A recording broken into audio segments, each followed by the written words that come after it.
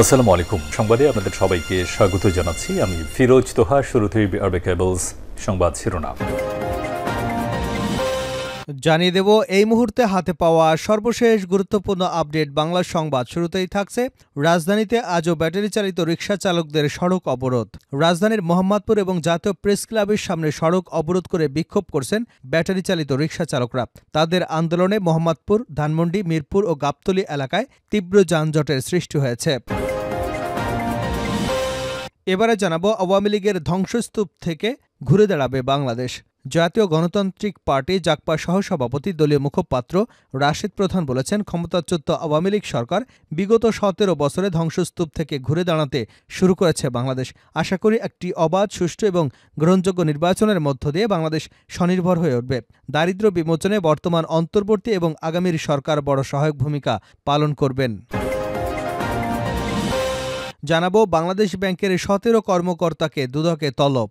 ইসলামী bank থেকে অর্থ আত্মসাতের অভিযোগে বাংলাদেশ ব্যাংকের ১৭ কর্মকর্তাকে আগামী ৭ এবং ৮ই ডিসেম্বর তলব করেছে দুর্নীতি দমন কমিশন। বৃহস্পতিবার দুদকের উপপরিচালক মোহাম্মদ ইয়াসির আরাফাতের সই করা এক চিঠিতে এ তলব করা হয়। এদিকে মুন্সিগঞ্জে বিএনপির কার্যালয়ে আওয়ামী লীগের হামলা, আহত ২।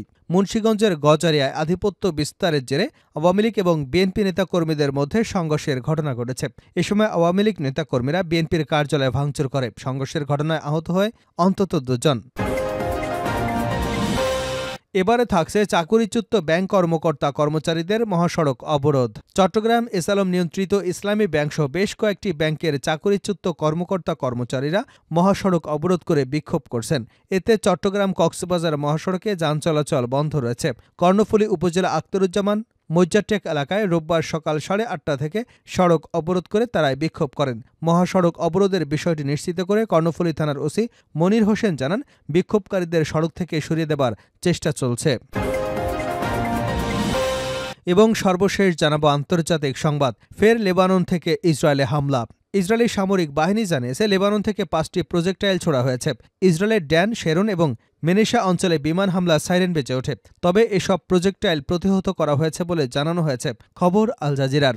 এতক্ষণ শিরোনাম শুনছিলেন, এবার বিস্তারিত। প্রিয় দর্শক, আপনি যদি এই চ্যানেলে নতুন হয়ে থাকেন, ভিডিওটি দেখতে দেখতে চ্যানেলটি সাবস্ক্রাইব করে আমাদের সঙ্গে থাকুন। আর এই ভিডিও সম্পর্কে আপনি আপনার মূল্যবান মতামতটি কমেন্ট বক্সে জানিয়ে দিন। আর হ্যাঁ প্রিয় দর্শক, জানিয়ে দিন ভিডিওটি কোথা থেকে দেখছেন। রাজধানীতে আজও ব্যাটারি চালিত রিকশা চালকদের সড়ক অবরোধ। রাজধানীর মোহাম্মদপুর এবং জাতীয় প্রেস ক্লাবের সামনে সড়ক অবরোধ করে বিক্ষোভ করছেন ব্যাটারি চালিত রিকশা চালকরা। তাদের আন্দোলনে মোহাম্মদপুর, ধানমন্ডি, মিরপুর ও গাবতলী, পল্টন, গুলিস্তান, হাইকোর্ট সড়কে তীব্র যানজট সৃষ্টি হয়েছে। এতে ভোগান্তিতে পড়েছে সাধারণ মানুষ। আজ রোববার সকাল থেকেই প্রধান সড়ক অবরোধ করে রাখেন তারা। মোহাম্মদপুর থানার ভারপ্রাপ্ত কর্মকর্তা আলী ইফতেখার হাসান গণমাধ্যমকে বলেন, হঠাৎ করে সকাল 10:30টার দিকে মোহাম্মদপুরের বেড়িবাঁধে ৪ রাস্তার মোড় এবং ঢাকা উদ্যান এলাকায় অটোরিকশা চালকরা সড়ক অবরোধ করে। এতে সড়কে গাড়ি চলাচল বন্ধ হয়ে যায়। পরিস্থিতি নিয়ন্ত্রণে ঘটনাস্থলে পর্যাপ্ত সংখ্যক পুলিশ মোতায়েন করা হয়েছে। এর আগে গত বুধবার রাজধানীর যাত্রাবাড়ি, দয়াগঞ্জ, মিরপুর, কল্যাণপুর সহ বিভিন্ন স্থানে সড়ক অবরোধ করেন ব্যাটারি চালিত রিকশা চালকরা। দ্বিতীয় দিনের মতো বৃহস্পতিবার ২১শে নভেম্বর সকাল ৯:৩০ থেকে রাজধানীর মহাখালী, মোহাম্মদপুর, মিরপুর, গাবতলী, ড্যামরা এলাকায় রিকশা চালকরা জড়ো হয়। এতে এসব এলাকায় তীব্র যানজট সৃষ্টি হয়। ভোগান্তিতে পড়ে সাধারণ মানুষ। এদিকে উচ্চ আদালত থেকে ঢাকা মহানগর এলাকায় ৩ দিনের মধ্যে ব্যাটারি চালিত রিকশা বন্ধের নির্দেশনা আসে ১৯শে নভেম্বর। প্যাডেল চালিত রিকশা সমিতির করা একটি রিটের প্রাথমিক শুনানির পর বিচারপতি ফাতেমা নজিব এবং বিচারপতি মাহমুদ রাজীবের হাইকোর্ট বেঞ্চ আদেশ দেন। আওয়ামী লীগের ধ্বংসস্তূপ থেকে ঘুরে দাঁড়াবে বাংলাদেশ, রাশেদ প্রধান। জাতীয় গণতান্ত্রিক পার্টির সহসভাপতি দলীয় মুখপাত্র রাশেদ প্রধান বলেছেন, ক্ষমতাচ্যুত আওয়ামী লীগ সরকারের বিগত ১৭ বছরের ধ্বংসস্তূপ থেকে ঘুরে দাঁড়াতে শুরু করেছে বাংলাদেশ। আশা করি একটি অবাধ, সুষ্ঠু ও গ্রহণযোগ্য নির্বাচনের মধ্য দিয়ে বাংলাদেশ নির্ভর হয়ে উঠবে।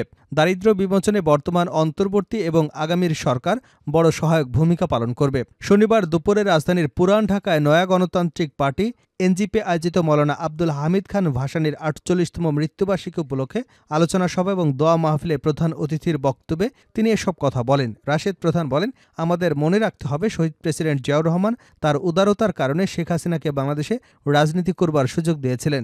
শেখ হাসিনা দেশে প্রবেশে ১৩ দিনের মাথায় শহীদ জিয়াকে জীবন দিতে হয়েছিল। একইভাবে বিএনপি যদি উদার রাজনীতি নামে আওয়ামী লীগকে বাংলার মাটিতে রাজনীতি করবার সুযোগ দেয়, তাহলে এই আওয়ামী লীগই বিএনপি সহ আমাদের নিঃশেষ করবার খেলায় নামবে।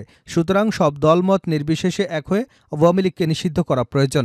মৌলানা ভাসানীর স্মৃতিচারণ করে তিনি বলেন, আমাদের মৌলানা ভাসানীর আদর্শে রাজনীতিতে এগিয়ে যেতে হবে। তাহলে রাজনীতিবিদদের বাংলাদেশ গড়তে হলে মৌলানা ভাসানী, শহীদ president Ziaur Rahman, major M A Jalil, Shafiul Alam প্রধানের মতো জেগে উঠতে হবে। বাংলাদেশ ব্যাংকের 17 কর্মকর্তাকে দুদকে তলব। ইসলামী ব্যাংক থেকে অর্থ আত্মসাতের অভিযোগে বাংলাদেশ ব্যাংকের 17 কর্মকর্তাকে আগামী 7 এবং 9 ডিসেম্বর তলব করেছে দুর্নীতি দমন কমিশন দুদক। বৃহস্পতিবার দুদকের উপপরিচালক মোহাম্মদ ইয়াসির আরাফাতের সই করা এক চিঠিতে এ তলব করেন। এতে বলা হয়, গত 11 নভেম্বর হাজির হয়ে বক্তব্য দেবার জন্য চিঠি পাঠানো হলেও বাংলাদেশ ব্যাংকের 17 কর্মকর্তা হাজির হননি। তাই দুদকের প্রধান কার্যালয়ে হাজির হয়ে বক্তব্য বা লিখিত বক্তব্য দেওয়ার জন্য পুনরায় বিশেষভাবে অনুরোধ করা হলো। নির্ধারিত সময় ও তারিখে হাজিরে ব্যর্থ হলে অভিযোগ সংক্রান্ত ওই কর্মকর্তাদের কোনো বক্তব্য নেই মর্মে পরিগণিত হবে এবং আইন ও বিধি অনুযায়ী ব্যবস্থা গ্রহণ করা হবে। মেসার্স মুরাদ এন্টারপ্রাইজের স্বত্বাধিকারী গোলাম সারোয়ার চৌধুরী সহ অন্যান্যদের বিরুদ্ধে ঋণের নামে ইসলামী ব্যাংক বাংলাদেশের টাকা আত্মসাতের অভিযোগ উঠেছে। অভিযোগ অনুসন্ধান করে প্রতিবেদন দাখিলের জন্য মোহাম্মদ ইয়াসির আরাফাতের টিম লিডার করে 3 সদস্যের একটি টিম গঠন করা হয়েছে। মুন্সিগঞ্জে বিএনপির কার্যালয়ে আওয়ামী লীগের হামলা, আহত 2। মুন্সিগঞ্জের গজারিয়া আধিপত্য বিস্তারের জের ধরে আওয়ামী লীগ এবং বিএনপি নেতাকর্মীদের মধ্যে সংঘর্ষের ঘটনা ঘটেছে। এ সময় আওয়ামী লীগ নেতাকর্মীরা বিএনপির কার্যালয়ে ভাঙচুর করে। সংঘর্ষের ঘটনায় আহত হয়ে অন্তত 2 জন হাসপাতালে ভর্তি হয়েছেন। ঘটনার প্রত্যক্ষদর্শী কয়েকজনের সাথে কথা বলে জানা যায়, গত 18 নভেম্বর হোসেন্দি ইউনিয়নের চরবলাকি গ্রামে স্থানীয় বিএনপি কর্মী মাহফুজ প্রধান সহ কয়েকজনের বিরুদ্ধে আওয়ামী লীগ সমর্থকের কয়েকজনের মারামারির ঘটনা ঘটে। হোসেন্দি ইউনিয়ন আওয়ামী লীগের সভাপতি আব্দুল মতিন মন্টুর বাড়িও একই গ্রামে। ঘটনার পর থেকেই থমথমে পরিস্থিতি বিরাজ করছিল গ্রামে। এদিকে বিষয়টি নিয়ে শনিবার বিকেলে আওয়ামী লীগের নেতাকর্মীদের সাথে বৈঠকে বসেন ইউনিয়ন আওয়ামী লীগ সভাপতি আব্দুল মতিন মন্টু।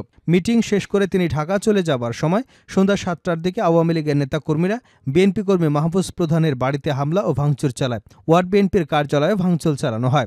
এ সময় 2 জন আহত হয়। আহতদের উদ্ধার করে ঢাকা মেডিকেল কলেজ হাসপাতালে পাঠানো হয়েছে। বিষয়টি সম্পর্কে নাম প্রকাশ্যে অনিচ্ছুক হোসেন্দি ইউনিয়ন পরিষদের এক ইউপি সদস্য বলেন, চরবলাকি গ্রামে অল্প কিছুদিনের আগে চালু হওয়া ওয়ার্ড বিএনপির কার্যালয়টি ভাঙচুর করা হয়েছে। বিএনপি কর্মী মাহফুজ প্রধানের বাড়িতে হামলা হয়েছে শুনেছি।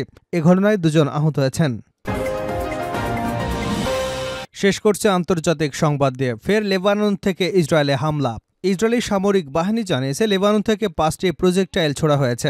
ইসরায়েলের ড্যান শেরন এবং মেনাসে অঞ্চলে বিমান হামলার সাইরেন বেজে ওঠে। তবে এসব প্রজেক্টাইল প্রতিহত করা হয়েছে বলে জানানো হয়েছে খবর আল জাজিরার। এছাড়াও আরও একটি প্রজেক্টাইল একটি খোলা জায়গায় পড়েছে বলে এক প্রতিবেদনে জানানো হয়েছে। এদিকে ইসরায়েলের উত্তরাঞ্চল এবং আপার গ্যালিলি অঞ্চলে সাইরেন বেজে ওঠে। সেখানে কয়েক দফা ড্রোন হামলা চালানো হয়। তবে এসব হামলায় কোনো হতাহতের খবর পাওয়া যায়নি। ইসরায়েলি সামরিক বাহিনী রোববার সকালে এক বিবৃতিতে জানিয়েছে, লেবানন থেকে ড্রোন হামলা এখন শেষ হয়েছে। ওই বিবৃতিতে জানানো হয়েছে, বেশ কিছু ড্রোন লেবানন থেকে ইসরায়েলের আকাশসীমায় প্রবেশ করেছে। এর মধ্যে 2টি ড্রোন ভূপাতিত করা সম্ভব হয়েছে। এদিকে গাজায় ইসরায়েলি বাহিনীর হামলা অব্যাহত রয়েছে। ফিলিস্তিনি স্বাস্থ্য কর্মকর্তা বলেছেন, গত 2 দিনে গাজায় ইসরায়েলি হামলায় কমপক্ষে 120 জন নিহত হয়েছেন। অবরুদ্ধ এই অঞ্চলে ইসরায়েলি হামলায় আরও তীব্র হয়েছে। গাজার এমন কোনো স্থান বাকি নেই যেখানে ইসরায়েলি বাহিনী হামলা চালায়নি। শনিবার স্বাস্থ্য কর্মকর্তারা জানিয়েছেন, গাজা শহরের জৈতুন শহরতলিতে একটি আবাসিক বাড়িতে রাতভর হামলায় কমপক্ষে 7 জন নিহত হয়েছেন। এছাড়া মধ্য ও দক্ষিণ গাজায়ও বহু মানুষ নিহত হয়েছেন। ইসরায়েলি বিমান হামলার মধ্যে গাজা নুসেরাত শরণার্থী শিবিরের আল ফারুক মসজিদের উল্লেখযোগ্য ক্ষয়ক্ষতি হয়েছে। সামাজিক মাধ্যমে ছড়িয়ে পড়া একটি ভিডিও যাচাই করে দেখেছে আল জাজিরা। ইসরায়েলি বাহিনী স্থল অভিযান আরও জোরদার করেছে এবং উত্তর গাজায় ব্যাপক হারে বোমাবর্ষণ করে যাচ্ছে। সেখানে আংশিকভাবে পরিচালিত হাসপাতালগুলোর মধ্যে সবশেষ কার্যক্রম পরিচালনা করছে এমন একটি হাসপাতালে ইসরায়েলি বেশ কয়েকজন কর্মী আহত হয়েছেন। ইসরায়েলি সামরিক বাহিনী গত মাসে উত্তর গাজায় একটি অবরোধ আরোপ করেছে এবং 2টি নতুন স্থল অভিযান শুরু করেছে। তাদের দাবি, হামাস যোদ্ধাদের আক্রমণ প্রতিহত করা এবং এই অঞ্চল পুনরায় সংগঠিত হওয়া থেকে বিরত রাখার লক্ষ্যেই এসব অভিযান পরিচালনা করা হয়েছে।